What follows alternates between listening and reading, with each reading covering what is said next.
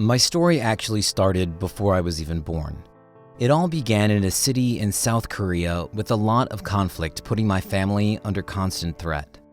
My mother was a single parent, and as much as she would have loved to, emigrating out of the country wasn't an option for her, as she had a criminal record.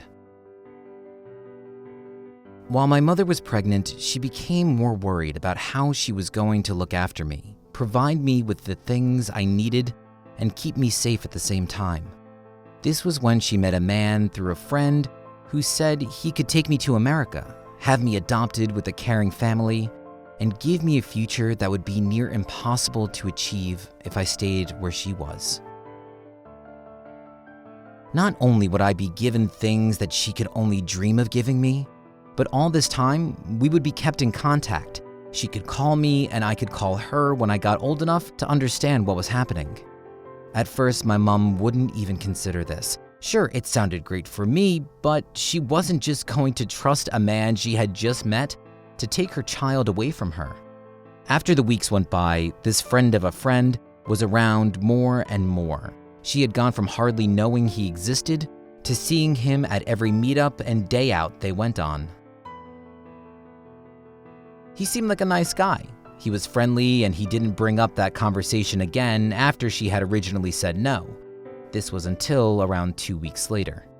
Although she initially brushed it off as a terrible idea, she couldn't help but think about it, and having him around so much just kept it fresh on her mind all of the time. My child could be given a new life, things I could never provide, she would think. But who was this man, and what were his motivations? The more time that went by and the closer he got to her, the more she trusted him. He seemed like a genuine guy who really cared for the safety and well-being of the children in his country. I know how hard this decision was for my mom, but after some persuasion and reassurance from this man, she agreed. When I was born, I would travel with him to America where I would be placed into a loving home. The reality was very different to this, and far worse than anyone could ever imagined. After she gave birth, things happened very quickly. There was no time for her to think anymore, and no time for her to change her mind. As soon as I was out of the hospital, I was collected, and off I went in a plane to my new life. When we arrived, I was quickly handed over to a different man. I won't use his real name, but let's call him Sean. For the first 3 years of my life, Sean was a perfectly fine father to me, looking after me and caring for me like I was his own. Then, after my 3rd birthday, things changed. Sean took off his loving, caring mask. After a couple of years of this, when I was around 5 years old, we started traveling around. We would go to hotels, motels, and sometimes places that seemed like people's homes. When inside these places, I would be touched by different people, and often multiple people at each place. I remember the feeling of being alone, and I was afraid of being with these people. Every time I would close my eyes and try and block it all out, but through my closed eyes, I would see the camera flashes reminding me of what was happening. When everything was over, I would always see Sean collecting money that he had just sold me for. I don't know if Sean hated me or loved me, and in fact, I'm not sure if I loved or hated him at the time. What I do know is I hated these other men. I was scared of the things they did to me, and when I got back in the car to travel home with Sean, I felt safe again. This feeling of safety was very easy to associate with love and a sense of trust that no matter what happened when we were there, I always knew he would take me home. Over the years, we moved around a lot. Like, 1 year we'd be in LA, and the next we'd be in Indiana. Then, when I was 10, Sean came to me and said, "Hey, we're going on holiday. We're going to go to Australia to see some friends." At first, I assumed it was going to be like every other trip we'd ever been on. But then, he showed me some pictures of his friends. It was a woman, and she had a young girl. Something felt different to me this time. Was this going to be an actual holiday? He began to explain to me that this woman needed us to help her with her daughter. She was really struggling, and she needed us to help with the adoption. I was told I just had to speak with her and tell her how much of a great father he had been to me, and how great my life was. I agreed. I mean, I was only 10. I didn't have much choice, but I look back on this trip now with deep sadness and regret. We went on this trip, and sure enough, I played my part in convincing this woman to give up her child to these monsters for adoption. The woman agreed and had her child adopted. This was the last I heard of the poor girl, but I can only imagine she was put into a life similar to my own. As I got older, especially throughout my teenage years, I began to realize that what had happened to me over the years was wrong. Very wrong. I had even now been getting told that under no circumstances could I tell anyone what it was we did. Almost as if I was a part of it, and if I told anyone, I would be in serious trouble.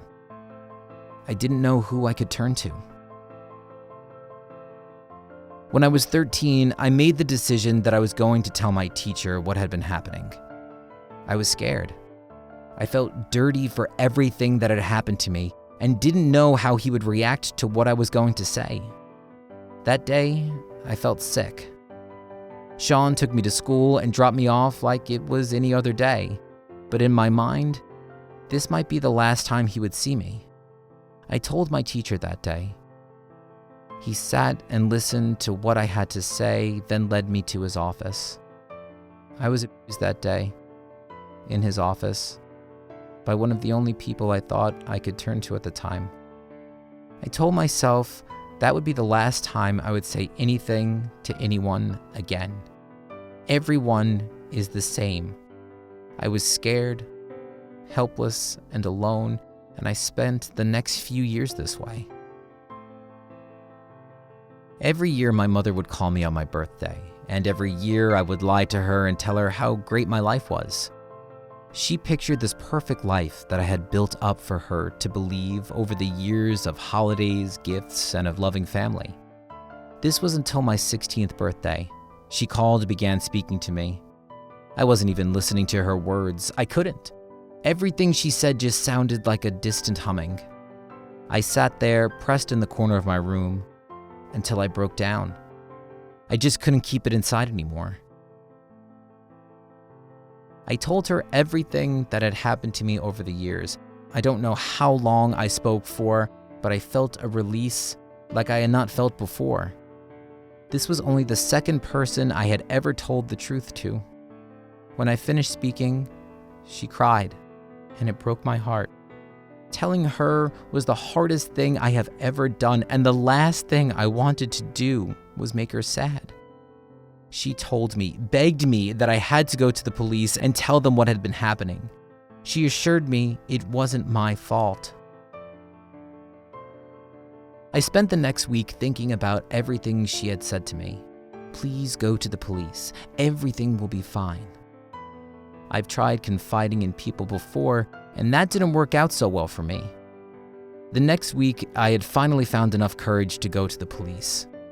As I walked up the road towards the police station, I didn't know where my future would lead me or what would happen to me. When I pushed open the doors of the police station and stepped inside, I felt like I was already safe.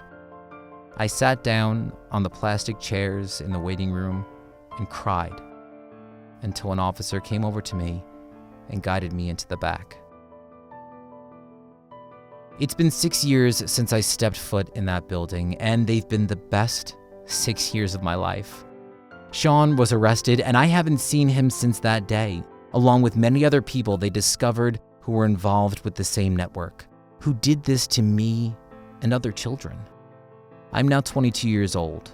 I still feel all of the shame of what I went through, and I find it very difficult trusting new people. With regular counseling sessions and the love of my partner and his son, I hope one day to be healed from my wounds.